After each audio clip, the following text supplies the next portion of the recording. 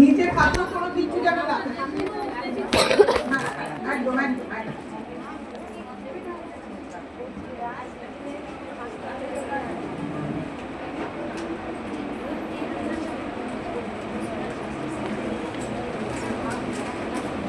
কি দেখে নিয়েছো?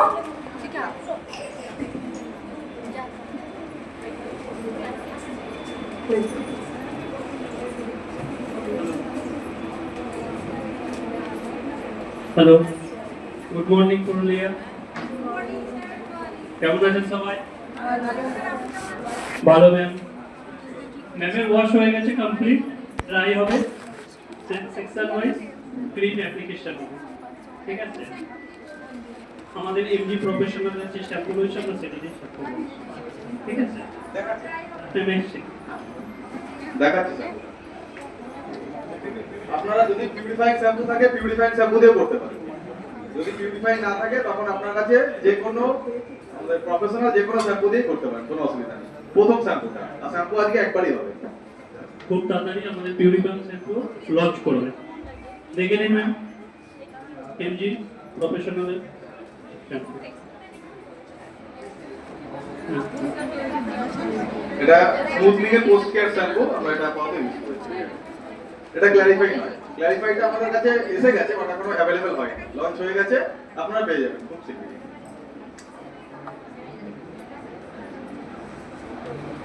হেয়ারটিতে আমরা দুবার শ্যাম্পু করেছি, এবার কি করব 100% ড্রাই করব।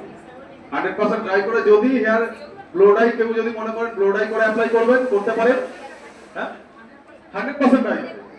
আর যদি স্ট্রেট লুকের ডিমান্ড কারো না থাকে, অনেক এমন ক্লায়েন্ট বা আছে আমাদের কাছে যাদের ধরুন স্ট্রেট লুকের ডিমান্ড নেই, তো যে বলে আমার ড্যামেজ রিপেয়ার হলেই হলো, সেক্ষেত্রে আপনারা ওয়েট হেয়ারেও অ্যাপ্লাই করতে পারেন প্রোডাক্ট। বুঝতে পারছেন কি বললাম? যদি স্ট্রেট লুকের ডিমান্ড না থাকে, এমন ক্লায়েন্ট কারা কারা পেয়েছেন কেরাটিন বোটক্স করাবে বাট স্ট্রেট লুকের ডিমান্ড নেই, আমার নরমালি ড্যামেজ রিপেয়ার হলেই হলো, এই ধরনের ক্লায়েন্ট আছে তো আমাদের কাছে? সবাই কিন্তু স্ট্রেট লুক চায় না। যারা যারা স্ট্রেট লুক চায় না তাদের হেয়ারে আমরা নরমাল 30 to 40% ড্রাই করেই প্রোডাক্ট অ্যাপ্লাই করতে পারি। সেক্ষেত্রে কি হবে, আমার প্রোডাক্ট কনজাম্পশন কম হবে, আমরা অনেক বেশি ক্লায়েন্টের উপর করতে পারবো। আর যদি ড্রাই করে করি হয়তো আমার প্রোডাক্টটা একটু বেশি লাগবে কিন্তু স্ট্রেট লুক আমরা পাবো। কিন্তু স্ট্রেট লুক পাওয়ার মধ্যে কতটা স্ট্রেট লুক কেউ জিজ্ঞেস করে, আমরা কিন্তু প্রমিস করে দিতে পারি যে একদম পুরো স্ট্রেট হয়ে যাবে হেয়ার। কেউ কি সেই কমিটমেন্ট করেন বা সেরকম প্রমিস করেন ক্লায়েন্টদের কাছে? কে কে করেছে? আজ পর্যন্ত করে লাস্টে দেখা যাচ্ছে যে স্টেট লুক আসেনি, খারাপ বিষয়টা খারাপ হয়েছে, ড্যামেজ রিপেয়ার হবে বাট স্টেট লুকও দেবে, কিন্তু আমরা কি বলবো, প্রমিস করব না কাউকে যে আপনার হেয়ার একদম আমি সোজা করে দেবো। কি বলবো, এটা ম্যানেজেবল লুক পাবে। কিভাবে ম্যানেজেবল লুক? তার সঙ্গে আমরা কিভাবে বোটক্স আর কেরাটিনের সঙ্গে ড্যামেজ রিপেয়ার হবে, ব্রেকেজ কমবে, ড্রাই এন্ড রাফনেসটা কেটে কি হবে, সফট এন্ড শাইন, একটা হেলদি হেয়ার। হেয়ার আমাদের যখন ড্যামেজ হয়েছে, পোরাস হয়ে গেছে, একটু এলোমেলো লাগছে, সেই হেয়ারটা ম্যানেজেবল লুক হবে, একটু ভলিউম আসবে হেয়ারে, হেয়ারটা হেলদি হবে। এটা প্রোটিন ট্রিটমেন্ট, বোটক্সটাকে বলা হয় প্রোটিন ট্রিটমেন্ট।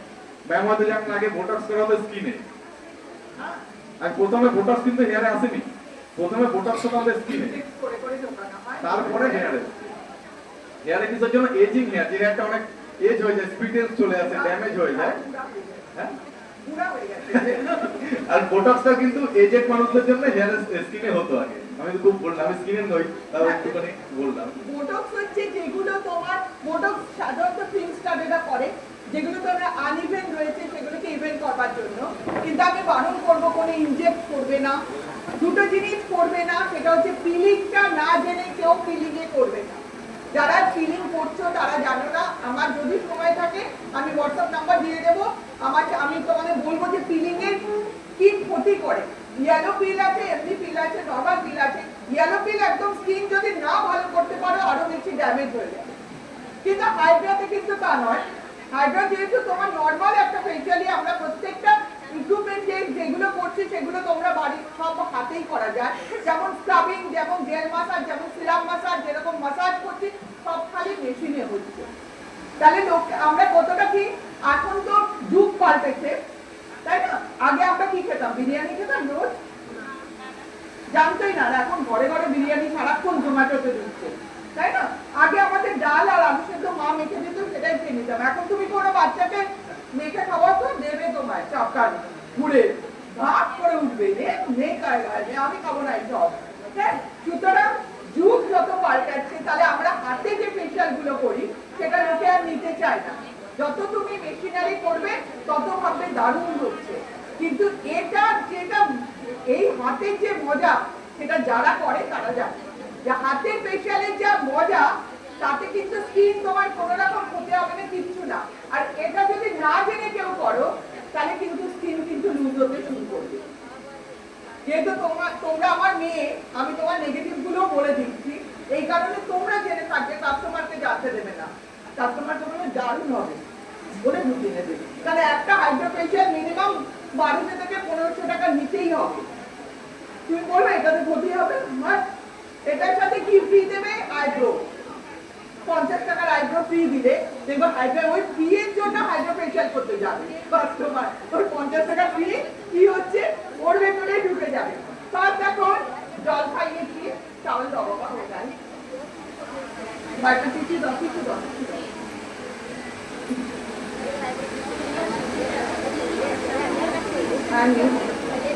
জাস্ট একটু ওয়াটার স্প্রে করবে, এটাকে বলে উদ্দীপনা।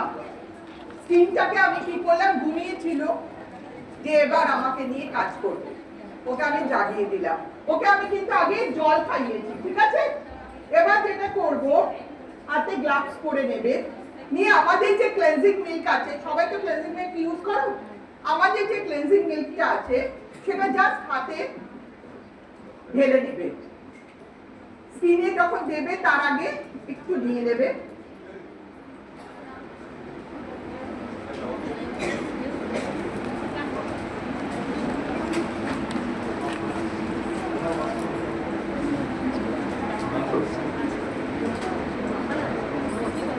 জাস্ট এইভাবে 4টে জায়গায় লাগাবে, 1 2 3 4 5 এইটুকু জায়গায় লাগাবে। অল্প একটু প্রোডাক্ট, বেশি প্রোডাক্ট নেবে না।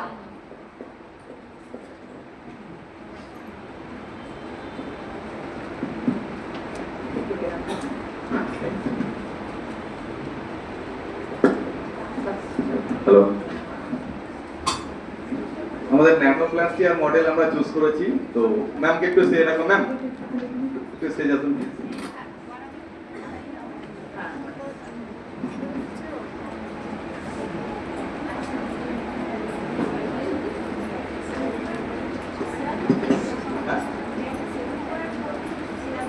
না, শ্যাম্পু করার পর ম্যামের কোশ্চেন আছে, শ্যাম্পু করার পর কি কোনো আমরা সিরাম অ্যাপ্লাই করেছি? বলে দাও। কোনো রকম কেমিক্যাল জব হওয়ার আগে, কাজ হওয়ার আগে সেরকম কোনো কিছু অ্যাপ্লিকেশন হবে। প্রথমে কি বলবেন? সিরাম থাকে যেগুলো কিউটিক্যাল লক করে দেয়, ঠিক আছে? তো কোনো কেমিক্যাল জবের আগে কোনো রকম সিরাম অ্যাপ্লিকেশন হবে না। এবার আমি সিরাম কেন ইউজ করব না সেটা যখন আমরা এসওপি বলবো, প্রোডাক্ট অ্যাপ্লিকেশন বলবো, হেয়ার থিওরি যখন আমরা জানবো, তখন আমরা জানতে পারবো আমরা কেন সিরাম বা কন্ডিশনার প্রোডাক্ট অ্যাপ্লিকেশনের আগে, যা কোনো ট্রিটমেন্ট করার আগে অনলি শ্যাম্পু আমরা কেন ইউজ করব। ম্যাম প্লিজ একটু স্টেজে আসুন। নমস্কার, ওদিকটা করে যান। এই হেয়ারটার উপর আমরা ন্যানোপ্লাস্টিয়া করব। দেখতে পাচ্ছেন হেয়ারটা, হেয়ারের পাস্ট হিস্ট্রি কি আছে ওটা ম্যাম যদি নিজে বলে খুব ভালো হয়। ম্যাম একটু মাইকটা নিয়ে কাইন্ডলি একটু বলুন, আপনার হেয়ারের পাস্ট হিস্ট্রিটা বলুন। পাস্ট হিস্ট্রি এটাই আছে যে আমি একবার ন্যানোপ্লাস্টিয়া করেছি, ব্র্যান্ডের নাম আমি মেনশন করছি না। কোনো প্রয়োজন। তো করার পরেই আমি প্রথম দিন জাস্ট আজকে হয়েছে, কাল থেকে পরের দিন থেকে আমি দেখছি যে আমার চুল পুরো স্ক্যাল্প থেকে গোটা গোটা পড়ে গেছে, আর হচ্ছে প্রচন্ড ইচিং হচ্ছিল। তো সেকেন্ড টাইম আমি আবার রিস্ক নিয়ে করতে চাইছি এই কারণে যে আমার নিজের যদি হেয়ারে কিছু প্রবলেম হয়, আমি মানে ইনস্ট্যান্ট তো সব ভালো থাকে, তারপরে 10 দিন পরে দেখা যায় অনেক প্রবলেম হয়, তাহলে সেই ক্ষেত্রে আমাদের ক্লায়েন্টদের যেন না হয়, সেটা আমার উপরেই হোক, তাই না? সেই কোনো কারণে ইচিং বা কিছু প্রথম দিন আপনার কোনো চোখ জ্বলা বা প্রবলেম হয়েছিল সেরকম কিছু? না, করার সময় খুব একটা প্রবলেম হয়নি, কিন্তু বাট না, প্রোডাক্টের থেকে অনেক প্রোডাক্টে দেখবেন চোখ জ্বলে, ঝাঁজ ফিল হয়, আমাদের ইরিটেটিং হয়। বিয়ের সময় হয়েছিল।